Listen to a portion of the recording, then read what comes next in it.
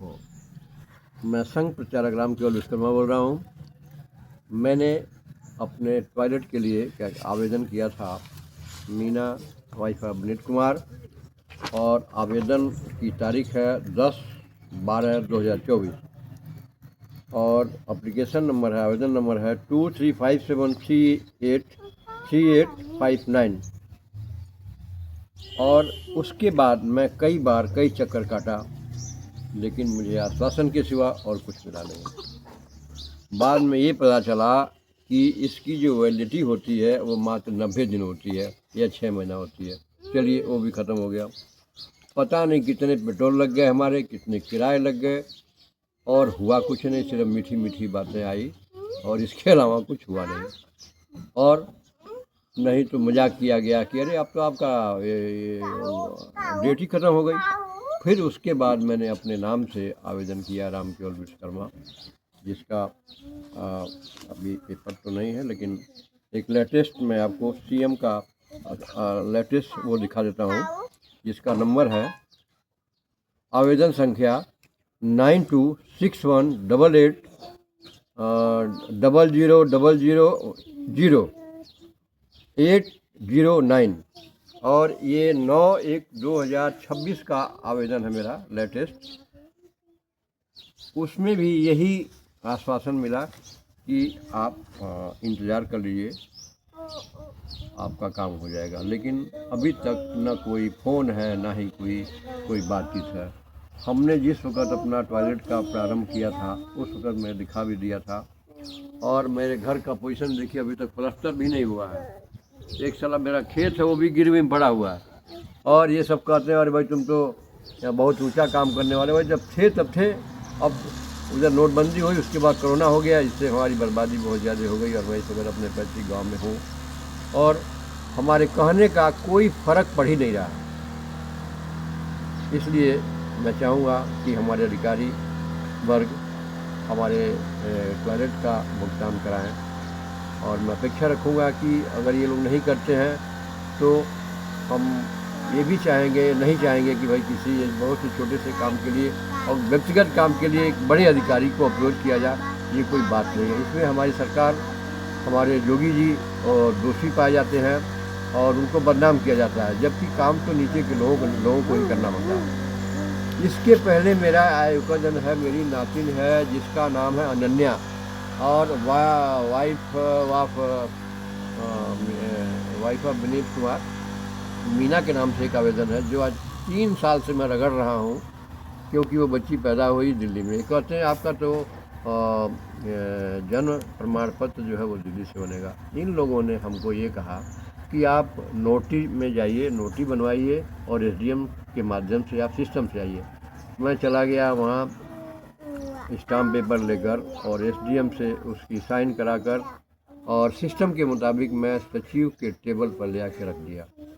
वहाँ से कई बार मैं वहाँ गया, मिस्टर खरवार थे जो इस वक्त नहीं है, अभी ट्रांसफ़र हो गया उनका। उन्होंने हमारे काम का कोई तजुर्बा नहीं दिया। इसके बाद मैं करीब 10 एप्लीकेशन लिखा, लेकिन उनकी सेहत पर कोई फ़र्क नहीं पड़ा। और जब यही नहीं करना तो अंत में ये मांगा गया कि आप 6 गवाह दीजिए। मैंने 12 गवाह वहाँ पर पेश कर दिया। उसके बाद आज भी ये कहा गया है कि आपका जन्म प्रमाण पत्र दिल्ली से बनेगा। क्यों, ऐसा क्यों? हमारा ये हज़ारों और लाखों रुपए का जो समय ख़राब किया गया, इसका जवाबदेही कौन करेगा? है कोई जवाबदेही किसी के पास? मैं नोट करूँगा, और डिपार्टमेंट से, सरकार के चैनल से, और 1076 जो बनाया गया है, मजाक करने के लिए बनाया गया है इसको।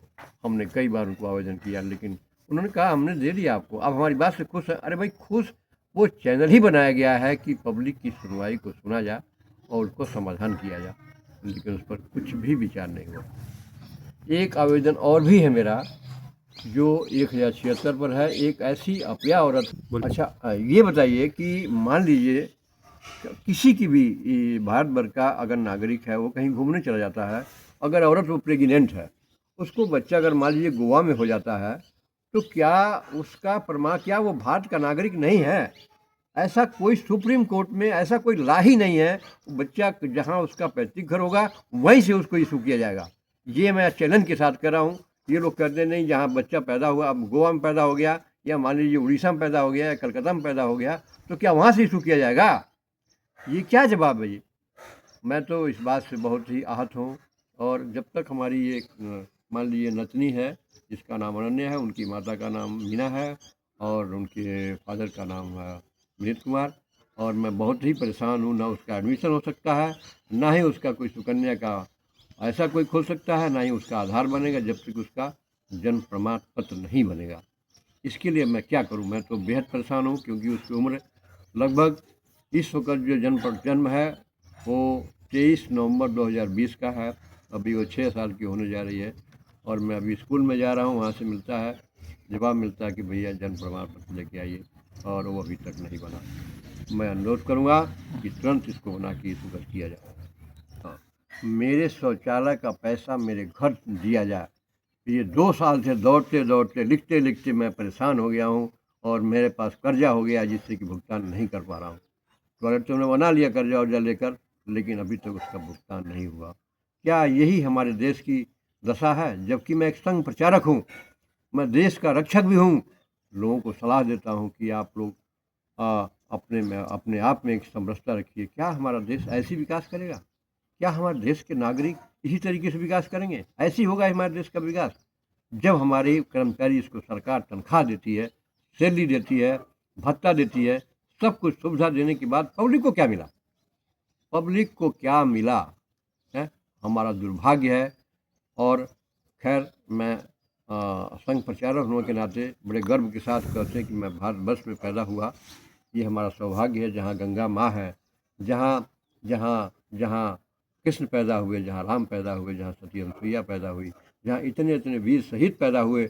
और मैं देश के लिए कभी लिखता भी हूँ, कभी विचार भी रखता हूँ, परंतु हमारे साथ यही यही यही न्याय हो रहा है। जबकि मेरे जो ससुर थे, यानी जो मेरे ससुर, मेरी वाइफ के फादर, वो देशभक्त थे। एन के आज़ाद हिंद फौज में अजीत दास गुप्ता, जिन्होंने स्पीच करते हुए प्रवक्ता थे आज़ाद हिंद फौज में, जिसको ताम्रपत्र भारत सरकार ने दिया हुआ है, ताम्रपत्र दिया हुआ है।